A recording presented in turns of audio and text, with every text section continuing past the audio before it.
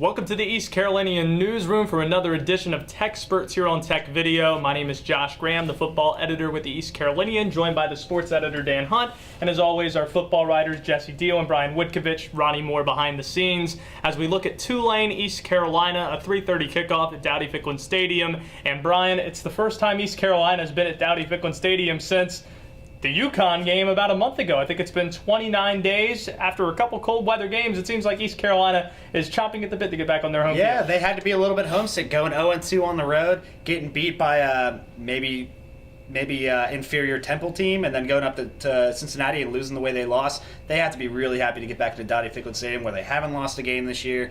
I think the friendly confines are going to help them out. Rainy and cold in Philadelphia, and also cold weather temperatures, some snow flurries in Cincinnati. That's not what we're going to see this weekend, Jesse. But a year ago, it was a loss to Tulane on the road at the Superdome. Is that something you think lingers on the mind of the players?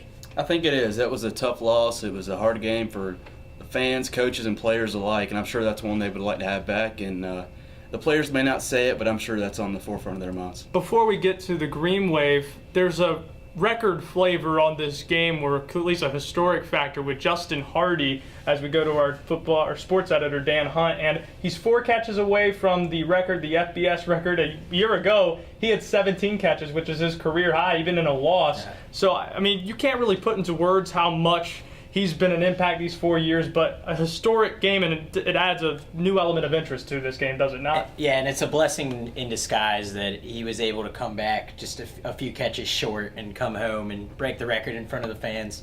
Again, you mentioned he put up big numbers against Tulane last year, and Cardin broke a passing record in that game as well. But Saturday, is all about Justin Hardy. Make no mistake about it. And when has he not ever stepped up when he was on the big stage? So you'd be hard-pressed to not have a big game, in my opinion. He's never had a game where he's had less than 2 catches in his collegiate career. And you look at this game at Tulane coming in, they've only had 3 wins on the year under Curtis Johnson after making a bowl a year ago. Going back this way to Brian, what have you seen from the GreenWave that could give the Pirates some problems?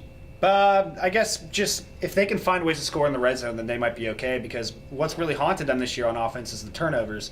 They've had 23 total turnovers. They've had 199 total points scored off of their turnovers. That's more points scored on them from turnovers than they've scored all year. So if they can avoid the turnovers, then they might be cooking, and they might be able to find ways to exploit the ECU defense that was badly beaten by the Bearcat offense last year. It could be. It was certainly a factor a year ago with the 99-yard interception return for a touchdown in the GreenWave. Got a big lead after that. East Carolina had the rally before falling in triple overtime. But on offense, this Tulane team, Jesse, not really much that stands out, and they're working in a quarterback in Tanner Lee, who they like, but East Carolina, with their pass rush, you have to think has an advantage in that matchup. Oh, yes, they do. And I think coming off the last game, the ECU's defense will really step up. I expect Brandon Williams to have a good game. Brandon Williams and Zeke Bigger in the middle of that defense. It's going to be interesting to see how they face that Tulane front. An update on the injury report. Trayvon Brown and Damaj Bailey are still out, the 2 freshmen, for this week's game. We still don't know whether or not Trayvon Brown is going to be able to come back this season, but that's a deep threat that East Carolina doesn't have at their disposal. Do you think that's something that could be a problem for this team, Dan? I don't think going into the year you'd think the loss of a freshman would be so tough, but I mean, that guy's good. He is big, physical, fast, and they don't really have a guy at kick returner that you have complete confidence in, and like Trayvon Brown, he looked like he was really being groomed in that role. And Isaiah Jones, he's doing a fine job. Like he's probably not going to fumble again. As he did because he has sure hands, but they just don't have the explosiveness on kick return right now. So let's start with the keys of the game going this way. Brian, keys for ECU to get back in the win column. Say Josh Hawkins, get the turnovers, get Tulane out of the game, keep them from scoring points. Get turnovers, Josh Hawkins, interceptions. Jesse? I agree with Brian. The secondary really needs to step up. Dietrich Allen, Josh Hawkins, they've been slightly disappointing lately, but maybe they'll pick that up. For me, I think East Carolina needs to get off to a good start. It's not any coincidence that in the 3 losses they've had, it's where they get off to slow starts and don't convert in the red zone early on, whether it's getting 6 points when driving inside the 10 against South Carolina. The same kind of story when you have 3 trips into the red zone and only get 6 points against Cincinnati. And Temple, they fell behind 14-0. So East Carolina on their home field against a team they're better than, needs to get off to a good start in the first quarter and use that crowd to their advantage and bring some energy that I don't think Tulane has too many answers for. And building off that, Josh, I think more as a whole, they just need to put it all together. I mean, we've seen bits and pieces even in the losses. Last game was a great second half, orchestrated by Rick Smith. The game plan was there by the defense. And, I mean, Cardin and Hardy, they had their moments in the game as well. Well, Hardy was outstanding. Mm-hmm. But if they can play a complete game, I mean, they beat UNC 70-38, 41. Excuse me.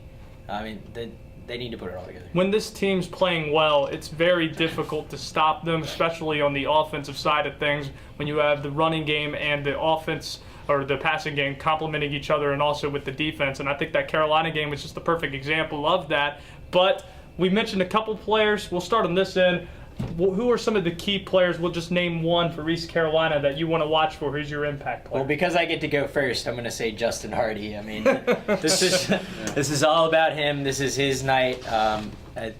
He's the star that this university won't see for some time, in my opinion, and they hadn't seen it for a while before that. And this game's all about him, and this day belongs to him. Justin Hardy's the right answer to the question, but I'm going to go with the outside receiver and Cam Worthy because I think things will open up on the inside for Justin and Isaiah Jones if he's able to stretch the field with 50-50 balls because he's going to get some outside coverage. I think it's going to be a key matchup. If Lorenzo Das, this all-pro or all-American cornerback, is matched up with Justin Hardy, then that's going to be a matchup to watch. But if he stays on the outside on Cam Worthy out there, watch out for that in a 50-50 matchup, possibly. We saw what he did earlier this year against Fuller at Virginia Tech.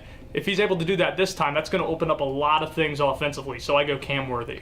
As I previously mentioned, I think Brandon Williams is going to have a good game. He led ECU with 11 tackles the last game, and I feel like he's one of the most underrated players on the team. I don't really... Very soft-spoken. He had an outstanding game last week, and it wasn't just tackles. And Brian? Yeah, for me, if the keys to the game are interceptions, I'm looking at Josh Hawkins. He leads the team with interceptions. He's got to find a way to exploit the struggling Tulane offense, and they've shown it this year that whenever they turn the ball over, they don't do well on defense. 199 points against them off turnovers. That's rough, and ECU can take advantage of that. He leads the team in fine shoe wear as well with the no-fly zone and everything that goes along with that. But let's go to the predictions of the game, and since you just went into your key player, let's see who you think's going to win this game. I'm going ECU 37-24. I think that Tulane is going to find a way to put up some points on the ECU defense. They're going to come out here, and this is going to be a big game for the 3-7 Tulane GreenWave. But I think that ECU they're going to find a way to bounce back, especially at home, and the weather shouldn't be awful like it was in Temple, and since Tulane is no Cincinnati, so I'm going ECU 37-24. Jesse? I'm taking ECU 38-14, and it's for a combination of reasons. ECU's had 2 road games, 2 losses. I know they're ready to get back to Dowdy-Ficklin and play, and the revenge factor plays into it too. You guys, I got blowout city in this game. I'm talking 41-9 East Carolina on Tulane. So yeah, I'm going East Carolina big in this game. They haven't won the last couple of weeks. They're on their home field. They're playing a team that beat them last year, and a team, quite frankly, that East Carolina is a lot better than. I think they get back in the win column in a big way, 41-9. I like the way you're thinking there. I mean, they have a chip on their shoulder now. An even bigger chip. Especially because this Hardy situation Right. where he's left off semifinalist Militnikoff. I think a lot of players were fired up about that. They have a chance to prove what they can do. But you're a tough act to follow, but I'm going to go 42-27 Pirates. Wow, I think, got that going for me. Anyway, that's what we think on East Carolina and Tulane. 3:30 kickoff at Dowdy-Ficklin Stadium. From Brian Witkovich, Jesse Deal, Dan Hunt. My name's Josh Graham, and Ronnie Moore is behind the scenes. You just watched TECsperts.